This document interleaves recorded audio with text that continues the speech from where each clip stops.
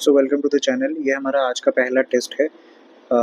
एग्जामिनेटर आसाम का पहला टेस्ट हमने हमारा जो ऑफिशियल चैनल है एग्जामिनेटर आसाम, वहाँ पर हमने इसको फ्री ऑफ कॉस्ट रखा था। आज पहला टेस्ट था, तो चलो इसका बढ़िया तरीके से क्वेश्चंस वगैरह, इसका सॉल्यूशंस वगैरह करते हैं। एग्जाम चल रहा है गाइस, फिर भी टाइम निकाल के बना रहा हूँ, ठीक है। तो चलो स्टार्ट करते हैं। Question number 1। सो तुम्हें ये जो यहाँ पे जो क्वेश्चंस वगैरह है, मैक्सिमम ऐसे टाइप के क्वेश्चंस मिलेंगे एग्जाम में। तो चलो करते हैं। सो क्वेश्चन नंबर 1 में क्या कहा, the dimensional formula for the universal gravitational constant.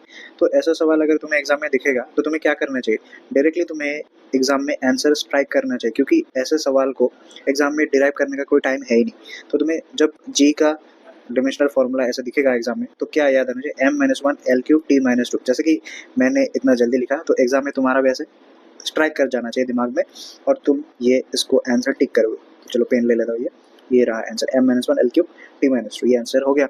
ऐसे बेसिक टाइप के सवाल आते हैं। हाँ, जो डिराइव करने के लायक है वो हम डिराइव करेंगे, जो रट्टा होना चाहिए वो होना ही चाहिए, ठीक है। उसको तुम्हें रखना होगा यार, कुछ नहीं कर सकते। ओके, सो क्वेश्चन नंबर 2 पे मूव करते हैं। क्या है, ये भी बहुत ही इजी सवाल है। A vehicle travels half the distance with speed v1 and the remaining half distance with speed v2। Average speed निकालने को बोला है। तो ऐसे सवाल में क्या है, डिस्टेंस देखो ना, क्या बताया, half the distance with speed this, माने यहाँ पे क्या हो रहा है, डिस्टेंस मतलब इक्वल डिस्टेंस चल रहा है, ठीक है, इक्वल डिस्टेंस चल रहा है विद डिफरेंट स्पीड, एक है v1 एक है v2। तो इस पे तुम एक शॉर्टकट वगैरह याद रख सकते हो। इसका आंसर ऐसा आता है 2v1 v2 divided by v1 plus v2। इसका आंसर बेसिकली तुम्हारा ऐसा ही आता है। मतलब ये एक केस हो गया ना, स्टैंडर्ड केस होता है। क्या होता है, जैसे कि मैंने बोला कि इक्वल इंटरवल मतलब इक्वल डिस्टेंस ट्रेवल करना विथ डिफरेंट स्पीड। सो इसका तुम ये याद रख लो, ठीक है। ओके, सो इसका भी डन एंड डस्टेड। कौन सा होगा आंसर, ये रहा। Okay, so after that question number 3 में जाते हैं हम। क्या है क्वेश्चन, ये भी आसान सवाल है, बेसिक सा सवाल है। Ball is thrown vertical upward with speed of 20 metres per second, find the maximum height reached by the ball. तो इसको कैसे सॉल्व करोगे, निकालना क्या है, मैक्सिमम हाइट निकालना है। तो जैसे हम बॉल को फेंकते हैं, मैक्सिमम जैसे हम हाइट को सॉरी जैसे हम बॉल को फेंकते हैं, तो जो फाइनल वेलोसिटी होगा बॉल का, मान लो कि बॉल को यहाँ से ऐसे फेंका, तो बॉल यहाँ तक पहुँचा, तो यहाँ पे आके बॉल का वेलोसिटी वगैरह कितना होगा, 0 होगा। बट हमने यहाँ से फेंका है कितना से, 20 मीटर्स पर सेकंड। हाइट निकालने को बोला है, एकदम बेसिक सवाल है। यहाँ पे ये तुम ये लगा रहे हो ना, v² - u² is equals to 2 into a into h। ये हाइट ही तो निकालना है। यहाँ पे साइन कन्वेंशन का खेला है बस। ऊपर में तुम क्या कर लो, पॉजिटिव मान लो, नीचे तुम नेगेटिव मान लो। क्या करोगे, वेलोसिटी ऊपर में है कितना है, 20 का स्क्वायर, क्या सही रहेगा। ये इनिशियल वेलोसिटी नहीं, ये फाइनल है, ये 0 रहेगा ना। ये होगा तुम्हारा इनिशियल, जो कि हमने पॉजिटिव ही लिया है। तो कितना होगा, माइनस, ये तो 0 हो गया, -20 का square is equal to 2 into. तो एक्सेलरेशन ड्यू टू ग्रेविटी हमेशा नीचे लगेगा, और हमने नीचे माइनस माइनस रखा है। ओके, कितना होगा, इंटू -10। ओके, रुको, माइनस को ब्रैकेट के अंदर रखते हैं, -10 इंटू हाइट। तो ये होता है कैंसिल। फिर कितना होता है आंसर तुम्हारा निकल के, कितना आता है, हाइट कितना कितना आता है आंसर तुम्हारा, देखो तो 20 मीटर्स आता है ना कैलकुलेशन करने के बाद। ये रहा तुम्हारा आंसर, आसान है ना। Now let's move to the next question. If the position of a particle is given by this, the instantaneous velocity। Exam में ऐसे ही सवाल आएगा। अगर इसको एग्जाम में चेंज किया जाए तो बोल सकते हैं कि एक्सेलरेशन निकालो। वो थोड़ा सा क्रिटिकल हो जाएगा, मतलब पहले तुम्हें you need to find the velocity, उसके बाद तुम्हें एक्सेलरेशन पे मूव करना होगा। एकदम आसान सवाल है, I think I can skip it, ठीक है। तो जो तुम वेलोसिटी निकालोगे उस पर टाइम पुट कर देना बस। उसके बाद क्वेश्चन नंबर 5, ये थोड़ा सा अच्छा सवाल है, इतना ईजी भी नहीं है, टफ भी नहीं है। Projectile is fired at an angle 45 degree to the horizontal। Okay, ratio of horizontal range to maximum height. यहाँ पे कुछ चीज़ मैं क्लियर करूँगा, जैसे कि कुछ फॉर्मूला लिख लेते हैं यहाँ पर। यू नो, रेंज का फॉर्मूला क्या है, u² sin 2 theta divided by g। ये रहा रेंज का फॉर्मूला। हाइट का फॉर्मूला क्या है, u² sin² theta divided by g। ये रहा हाइट का फॉर्मूला, सही रहे। फिर क्या निकालने बोला है, रेशियो, और वी नो कि r tan theta is equal to 4h। हमने शॉर्ट नोट्स वगैरह दिया था, शायद तुमने अच्छे से सॉल्व कर लिया होगा, ठीक है, रट्टा तुम्हारे लिया होगा, तो ये सब वहाँ पे लिखा हुआ है। तो निकालना क्या है, r/h, ये तो निकालना है। तो क्या हो जाएगा, 4/10 थीटा। थीटा हमारे पास दिया हुआ है क्या है, 45 डिग्री। सो 45 डिग्री मतलब क्या होता है, 1 होता है। ओके, सो इसका वैल्यू 1 हो जाएगा। तो आंसर क्या है 4:1। देखो बहुत ही बढ़िया सवाल है। यहाँ से हमने रेंज और हाइट का जो फॉर्मूला है हमने रिवाइज कर लिया है। So it is done and dusted. After that जल्दी से मूव करते हैं क्वेश्चन नंबर 6 पे। क्या है? Centripetal acceleration of a body moving in a circle of radius r uniform speed v is given by. क्या है? सबको पता होता है v²/r होता है। सेंट्रीपिटल एक्सेलरेशन कितना होता है? v²/r। ठीक है, ये क्लियर हो गया। Next question, block of mass 5 kg sliding on a smooth. Smooth बोला है, कोई फ्रिक्शन वगैरह नहीं है, फ्रिक्शन नहीं है। ठीक है, कोई फ्रिक्शन नहीं है। With an acceleration 2 metres per second square, net horizontal force Ft। तो ऐसे टाइप का सवाल को कैसे सॉल्व करना है? नेट हॉरिजॉन्टल फोर्स बोला है, फोर्स क्या होता है? मास इनटू एक्सेलरेशन, ऐसे होगा ना? कितना होगा? मास कितना है? 5, एक्सेलरेशन है 2। ठीक है, कितना होगा? 10 न्यूटन्स। ये रहा आंसर। उसके बाद मूव करते हैं क्वेश्चन नंबर 8। ये देखो एप्लीकेशन का सवाल है। न्यूटन्स क्या है? कौन सा चैप्टर है? लॉज ऑफ मोशन का एनएलएम का क्वेश्चन है ये। Recoil of a gun is direct application of, ये कौन सा है? कॉन्सेप्ट क्या है? देखो मैं बता देता हूँ। जो कि तुम्हारा जो बैकवर्ड जो रिकॉइल वेलोसिटी होता है, जो तुम्हारा बैकवर्ड जो रिकॉइल वेलोसिटी होता है, बेसिकली वो गन जो है ना, उसको बैलेंस, मैं इंग्लिश में बता देता हूँ कि the backward recoil velocity of a gun it balances, थोड़ा सा गड़बड़ है,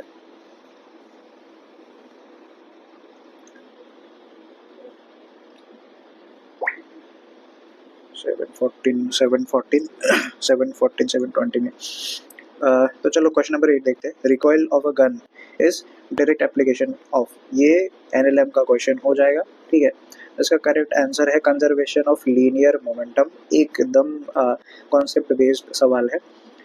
ये देखो इसमें कोई फॉर्मूला वगैरह नहीं है, कुछ भी नहीं है, तो ये यहाँ पे मैंने डायरेक्ट बोल दिया कि तुम याद रखो, क्योंकि ये एप्लीकेशन वाला क्वेश्चन है ना। After that, question number 9, a mass of 2 kg rests on a horizontal plane with a coefficient of static friction ये maximum frictional force that can act on the body कितना होगा? मैक्सिमम जो friction होगा वो होगा static friction into normal reaction. कैसे हो जाएगा? स्टैटिक फ्रिक्शन का वैल्यू है 0.4, नॉर्मल रिएक्शन हो जाएगा mg मतलब मास वगैरह देखो है यहाँ पर 2 kg, मतलब कितना होगा 20.4 into 20 is equals to 8 newtons. ये रहा आंसर। आसान सवाल को करते हैं। when a body moves down a smooth inclined plane of inclination theta, its acceleration along the plane is, उसको कैसे करना है? ऐसे करके एक ड्रॉ कर लेते हैं राफ डायग्राम। ठीक है, आसान है बहुत ही ज़्यादा। ये हो जाएगा तुम्हारा मास, कोई भी मास वगैरह होगा तो इंक्लिनेशन कितना बोला? थीटा बोला है। यहाँ पे कंपोनेंट वगैरह तोड़ेंगे हम। ठीक है, एम जी यहाँ पे होगा, तो वी नो जो बेसिक, ये तो एकदम बेसिक है ना, ये थीटा अगर है तो तुम्हें भी पता होगा कि ये थीटा है। ठीक है, तो कंपोनेंट वगैरह तोड़ो, एम जी कॉस थीटा हो जाएगा यहाँ पर, और इस तरफ हो जाएगा एम जी साइन थीटा। ठीक है, so M G sine theta is equals to mass into acceleration जो कि नेट फोर्स है। सो यहाँ पर मास मास कैंसिल हो जाएगा, एक्सेलरेशन कितना आता है? जी साइन थीटा। ये रहा आंसर, बहुत ही ज़्यादा इजी था। The kinetic energy of a body becomes 4 times its initial value. The linear momentum of the body becomes, ये यहाँ पे पहले देखो क्या है मोमेंटम और काइनेटिक एनर्जी का रिलेशन क्या होता है? 2m इंटू ये रहा काइनेटिक एनर्जी। फिर क्या करना है? बोला क्या है? द काइनेटिक एनर्जी जो कि फाइनल है it becomes 4 times of initial value, मतलब काइनेटिक एनर्जी फाइनल है it is 4 times of initial kinetic energy, ये तो बता रखा है। सो कैलकुलेशन कैसे करना है इसको? तो मोमेंटम जो है न्यू मोमेंटम हम ऐसे लिखते हैं, मास तो सेम रहता है और न्यू काइनेटिक एनर्जी कितना हमें निकला है यहाँ पे तो हम न्यू काइनेटिक एनर्जी बिठाएंगे ना। सो ऐसे करके रहेगा 2 into mass into new kinetic energy कितना है? 4 into 4 times of kinetic energy कितना आता है 2√2। ओके, कितना आता है? 2√2m into kinetic energy. ये जो तुम्हारे पास यहाँ पे आया ये वैल्यू क्या था? यही तो है initial momentum. So 2 times of initial momentum जो कि फाइनल मोमेंटम बनता है 2 टाइम्स ऑफ इनिशियल मोमेंटम। हो गया, ये रहा आंसर। कैसे करना है? A machine delivers a constant power p to a body of mass in starting from rest, the velocity of the body at time t is proportional to। तो ऐसे सवाल पे पावर वगैरह दिया है, हमें पता है power is equals to F dot B. उसके बाद फोर्स फोर्स का कैसे लिखोगे तुम यहाँ पर, मास इनटू एक्सेलरेशन होता है, acceleration is dv by dt, और यहाँ पे तो वेलोसिटी पहले से ही है, तो तुम यहाँ पे क्या कर सकते हो, पावर को ऐसे ऐसे कर लो ना, या फिर ऐसे देखो, पावर, ठीक है, divided by mass dt is equals to v dv, ऐसे कुछ आता है। ये जब आएगा, क्योंकि हमें टाइम के साथ प्रोपोर्शनल निकालना है किसका, वेलोसिटी का, निकाल पाएंगे इसके लिए हमें वेलोसिटी वगैरह चाहिए आंसर पे। सो हम ऐसे क्या करते हैं, अभी इंटीग्रेशन करते, इंटीग्रेटिंग बोथ साइड्स। अगर बोथ साइड को इंटीग्रेट हम करते हैं तो इस तरफ क्या हो जाएगा, पी बाई एम तो रह ही जाएगा, डी डी का इंटीग्रेशन टी रहेगा, और वी डी वी का क्या हो जाएगा, वी स्क्वायर बाई टू, ठीक है, ये रहता है। उसके बाद मतलब क्या है, v is equals to T half होता है कि नहीं, आता है यहाँ से, देखो कितना ज़्यादा मज़ेदार सवाल है, क्वेश्चन इतना इजी भी नहीं है, टफ भी नहीं है। नेक्स्ट क्वेश्चन पे जाते हैं, फोर्स F इतना है, acts on a particle and displace through ये the work done by the force. So यहाँ पे वर्क डन निकालना है, एकदम सिंपल डॉट प्रोडक्ट का सवाल है, work done is equals to F dot D, ऐसा होता है, ओके, आराम से निकाल पाओगे ऐसे कुछ। यहाँ पे फोर्स वगैरह है 2i cap plus 3j cap, यहाँ पे dot product 3i cap plus 4j cap, आराम से निकाल लोगे उसको। तो आंसर मैं बता दे रहा हूँ, उसका आंसर होगा तुम्हारा 18 जूल्स, ठीक है, निकाल पाओगे आराम से, बहुत ही ज़्यादा ईजी है। कुछ कुछ सवाल तुम कर लो अच्छे से। फिर है, in a perfectly in elastic collision which of the following statements is correct. पहले ऑप्शन देखते हैं, only kinetic energy is conserve, नहीं ऐसा नहीं है, only linear momentum is conserve. हाँ, ये एक चीज़ याद रखो, in all types of collision, ठीक है, सभी टाइप्स के कॉलिजन में टोटल लीनियर मोमेंटम हमेशा कंजर्व रहता है, ठीक है, बट काइनेटिक एनर्जी जो है उसका थोड़ा सा लॉस होता है, मतलब ये कॉन्सेप्ट नहीं रहता है in case of in elastic collision, ठीक है। हर तरह की कॉलिजन में तुम्हारा जो मोमेंटम है ये कंजर्व रहेगा, बट हम काइनेटिक एनर्जी के बारे में कहते हैं कि इन इलास्टिक में ये कंजर्व नहीं रहेगा। सो आंसर ये हो जाएगा। देखो कॉन्सेप्चुअल सवाल है, बहुत ही बढ़िया सवाल है। The coordinates of a two particle system of masses 1 kg 2 kg are this metres the position of the centre mass. यहाँ पे फॉर्मूला वगैरह लिख लो, x सेंटर ऑफ मास क्या हुआ, m1 x1 plus m2 x2 divided by m1 plus m2। तो लिखो, अभी फॉर्मूला पुट करते हैं अच्छे से। 1 होगा मास पहला वाला, ओरिजिन वगैरह लिख लो 0, फिर नेक्स्ट का m2 क्या है 2 इंटू कितना होगा 3 है कि नहीं, फिर 1 plus 2 the position of the centre of mass from the origin. एक एक्सिस का निकालने हो जाएगा, एक्स सेंटर ऑफ मास बस निकाल लो, वाई कोऑर्डिनेट का नहीं चाहिए, ओके। इसका तुम कर लो, कितना आता है तुम्हारा, आएगा 2 मीटर्स, ये रहा आंसर, ठीक है। फिर नेक्स्ट करते हैं क्वेश्चन नंबर 16। क्या है, the moment of inertia of uniform thin rod of mass m length l about an axis perpendicular to its length and passing through its centre is. भाई ये तो स्टैंडर्ड फॉर्मूला है, क्या बोला है, रॉड का बोला है परपेंडिकुलर टू इट्स लेंथ, ये तो हमें सबको फॉर्मूला पता होता है, ml स्क्वायर बाई 12, ये होता है मोमेंट ऑफ इनर्शिया, ये होता है आंसर, इसमें कोई दिमाग लगाने वाला चीज़ है नहीं। Torque is mathematically defined as the cross product of किसके साथ, ये भी तुम्हें पता होगा ना, टॉर्क क्या होता है, आर क्रॉस एफ, एकदम रट्टा होता है ये सब चीज़, आर क्रॉस एफ, ये रहा आंसर, मिल गया ये। नेक्स्ट क्वेश्चन पे चलते हैं। A thin circular ring of mass m radius r is rotating about its central geometric axis with angular velocity omega, it's angular momentum. Angular momentum का formula देखो, सब कुछ यहाँ पे क्लियर होता जाएगा तुम्हें। Angular momentum is equals to I omega, और जो रिंग है फॉर अ रिंग जो कि अपने जियोमेट्रिक, सॉरी रुको बैठ गया है, फॉर अ रिंग जो कि अपनी जियोमेट्रिक एक्सिस पे मूव करता है, उसका मोमेंट ऑफ इनर्शिया कितना होगा बताओ तो। Moment of inertia M R square होता है कि नहीं। सो यहाँ पे जो तुम्हारा एल जो है मोमेंट ऑफ इनर्शिया से पुट कर दो एम आर स्क्वायर, और क्या है ओमेगा, मिल गया आंसर, बहुत ही आसान है। If the distance between two masses is doubled the gravitational force between them becomes, ये मैं सवाल नहीं करने वाला, एकदम आसान है, ये रहा, इससे तुम कर लो, आंसर क्या हो जाएगा मैं बता रहा हूँ, 1/4 the value of acceleration due to gravity g at height h is equals to r।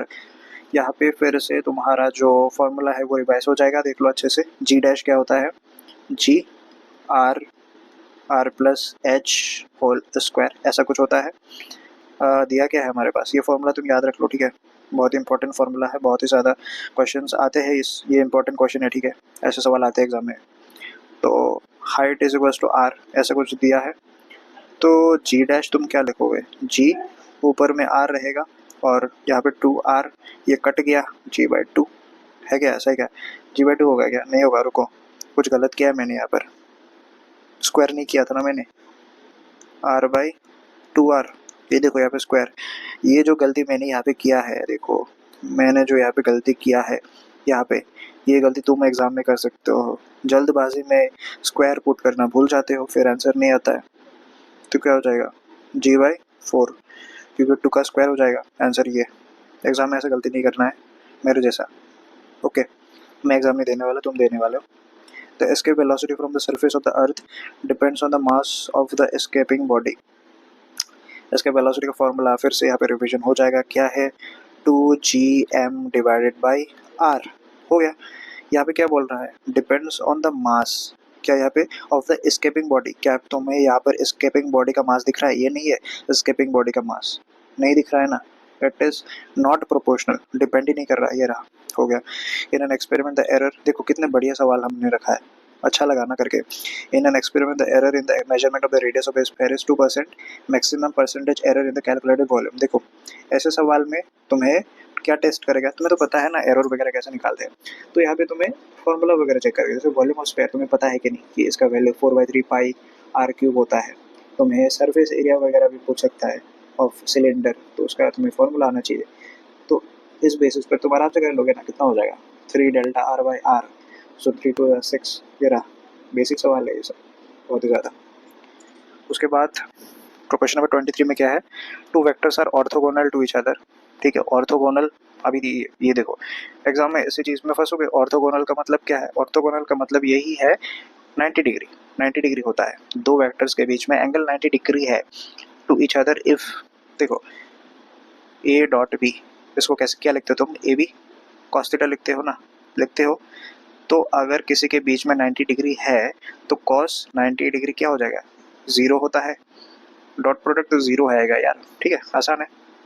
Next question, a body starts from rest moves with uniform acceleration, the ratio of the distance covered in first second third, अच्छा ये first second second second third second, ऐसे सवाल में तुम एकदम मतलब जो standard चीज़ें हैं तुम याद रखते हो ना, ये है 1:3:5, तुम याद रखते हो, first second second second third second, I think you know it, ये सब बेसिक सी चीज़ें हैं जो तुम्हें याद रखना होता है, ये रेशियो ऐसे कंटिन्यू होता जाता है, फिर 9 आता है ऐसे करके।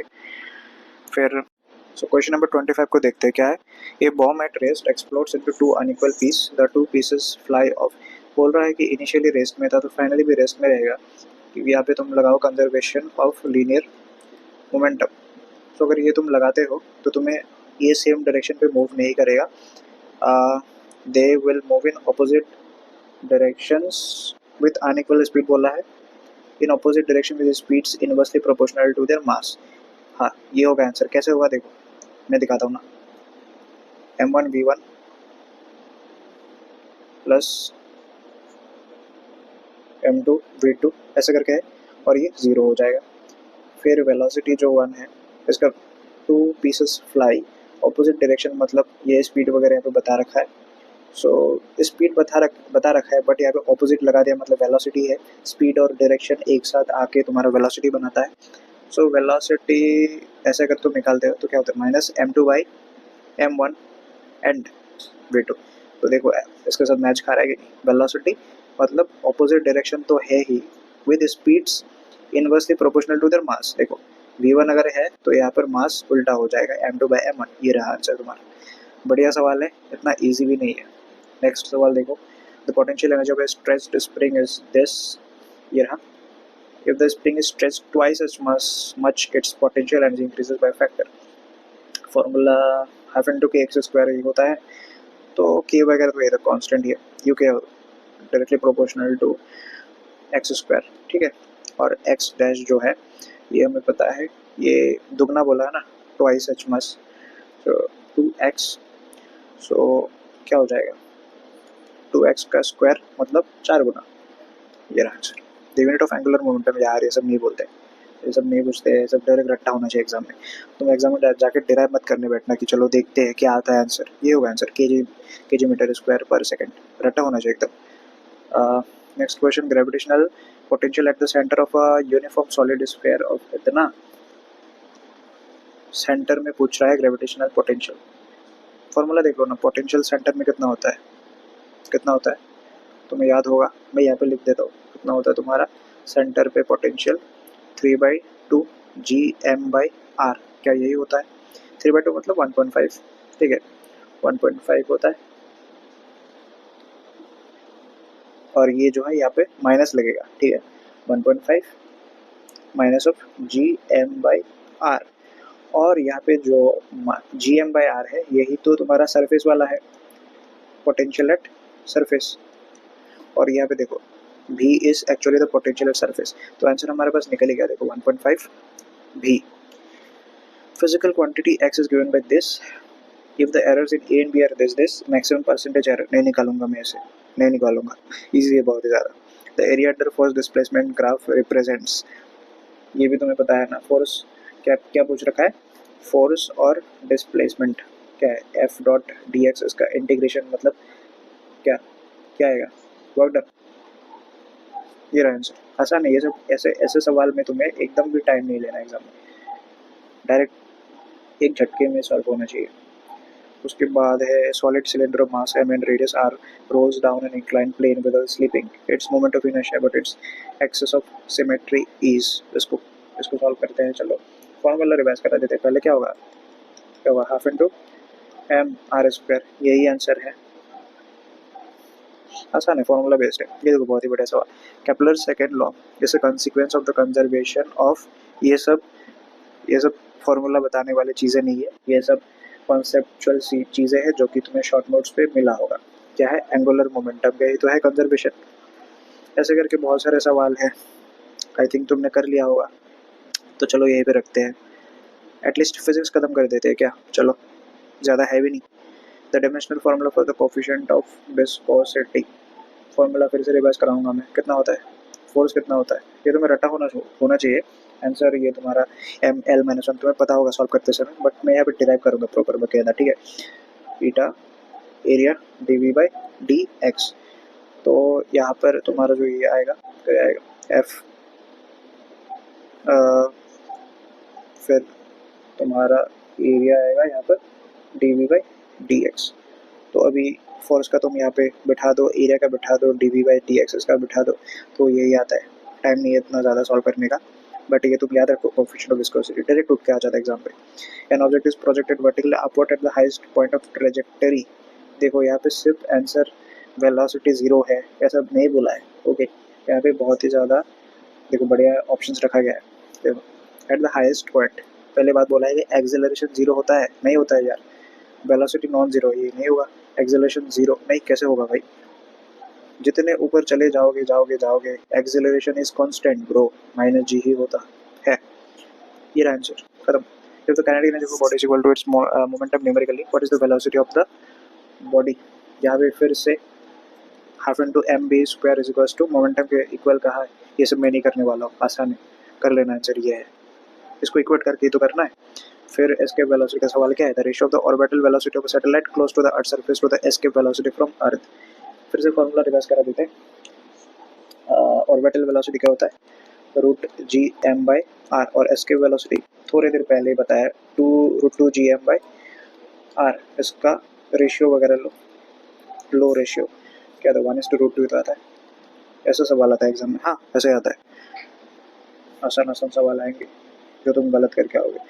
कार मूविंग एट स्पीड, ये can be stopped by brakes after a minimum distance of 4 meter if the same car moves at 80 kilometers per hour, the minimum stopping distance, फिर से मैं फॉर्मूला रिवाइज कराऊंगा, यहाँ पे स्टॉपिंग डिस्टेंस का क्या होता है, u²/2a, मतलब s is directly proportional to u²। तो यहाँ पर तुम कैसे कैलकुलेट करोगे, हाँ यहाँ पर तुम कैसे कैलकुलेट करोगे, बोला क्या है, स्पीड को डबल किया गया ना, स्पीड पहला था 40 किलोमीटर पर आवर, अभी स्पीड चल रहा है 80 किलोमीटर पर आवर, मतलब 2 गुना हो गया स्पीड, 2 गुना। सो स्टॉपिंग डिस्टेंस क्या हो जाएगा तुम्हारा,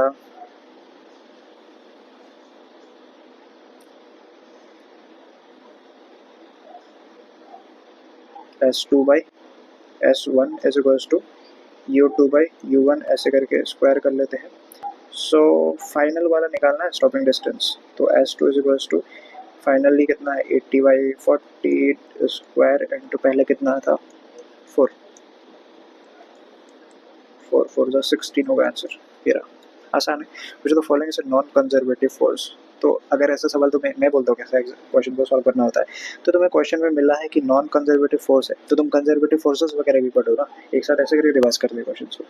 सो आंसर क्या है, फ्रिक्शनल फोर्स तुम्हारा नॉन कंजर्वेटिव है, ये सब कंजर्वेटिव है। इलेक्ट्रोस्टैटिक है, ग्रेविटेशनल स्प्रिंग, ये सब कंजर्वेटिव है।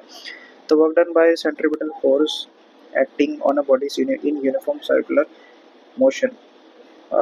सेंट्रीपिटल जो फोर्स है ना, सेंट्रीपिटल फोर्स बेसिकली जो तुम्हारा डिस्प्लेसमेंट वगैरह है ना, ये परपेंडिकुलर लगता है। ओके, ये परपेंडिकुलर लगता है, जो कि थीटा तुम्हारे पास 90 डिग्री होता है।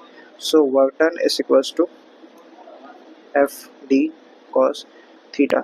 जो डिस्प्लेसमेंट है और फोर्स है उसके बीच में एंगल है 90 डिग्री, तो ज़ीरो। हमें ये रट्टा भी होता है कि यूनिफॉर्म सर्कुलर मोशन में जो कि work done by the centripetal force, ये ज़ीरो ही होता है। कैसे होता है मैंने दिखा दिया, क्योंकि 90 डिग्री होता है एंगल डिस्प्लेसमेंट और सेंट्रीपिटल फोर्स के बीच में।